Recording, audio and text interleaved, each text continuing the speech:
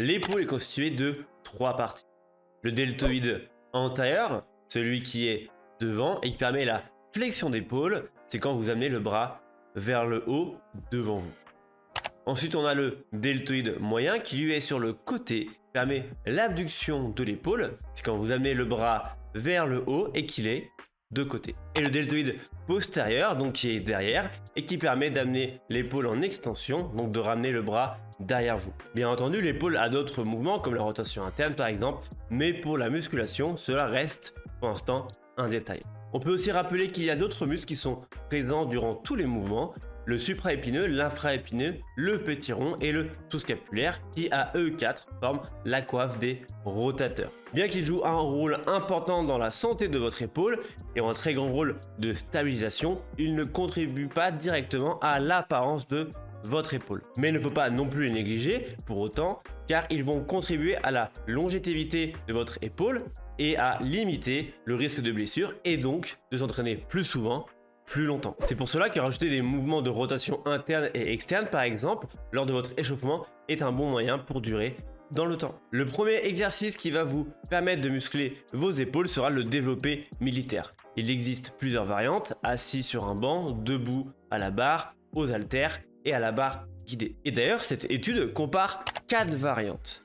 Haltères debout et assis, barre debout et assis.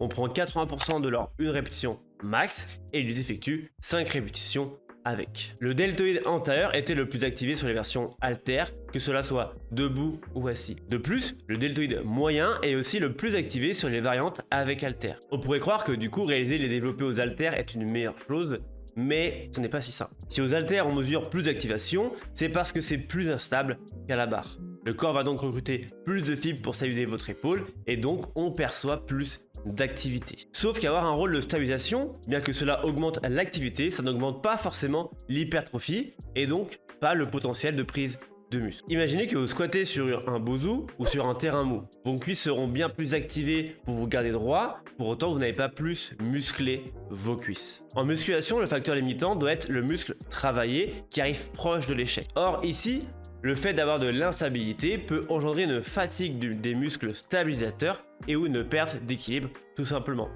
Et le facteur limitant du coup n'est plus le bon. Pour autant les haltères ne sont pas un mauvais exercice, simplement il faut garder à l'esprit que c'est tout aussi bien que la barre par exemple, mais pas mieux. L'activation doit toujours être mise en contexte pour savoir si cela permet d'affirmer qu'un exercice est mieux pour la prise de muscle ou non. A l'inverse, le développé militaire à la machine guidée rend l'exercice stable et donc permet de recruter efficacement votre deltoïde antérieur sans limite de stabilité. Et d'ailleurs, sur cette variante, on va percevoir moins de deltoïde moyen, tout simplement parce que il ne viendra pas jouer son rôle de stabilisateur, tout simplement car le mouvement est déjà stable. Je pense que du coup ici la réponse est simplement de varier d'exercices dans l'année. Les évaluations frontales peuvent remplacer le développé militaire, mais en termes d'activation on constate que c'est quand même légèrement inférieur.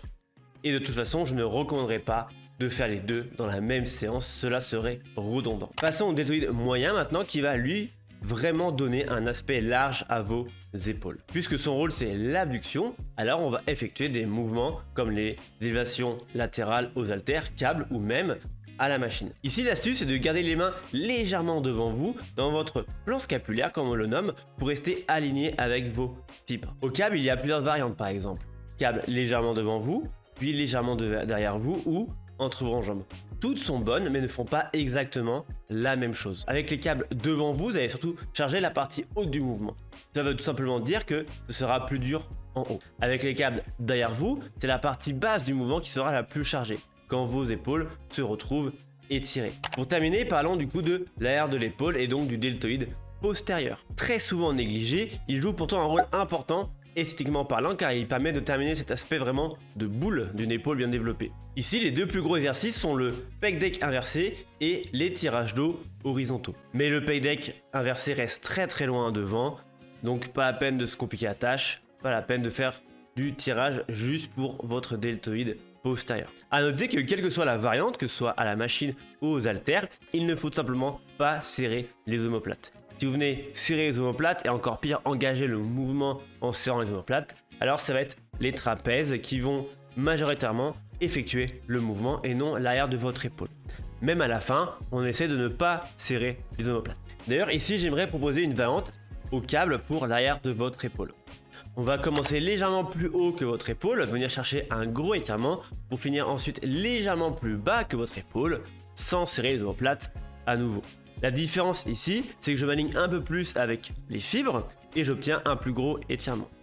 Alors attention, ça n'a rien de magique, d'accord, mais c'est une variante que je vous propose d'essayer. Pour vraiment progresser sur vos épaules, je vous conseille de travailler votre deltoïde moyen et postérieur 2 à 3 fois dans la semaine et seulement une fois l'avant, car il est déjà recruté sur plein d'autres exercices comme le développé couché, les dips, etc. Qu'est-ce qu'on pourrait faire comme séance du coup pour vos épaules?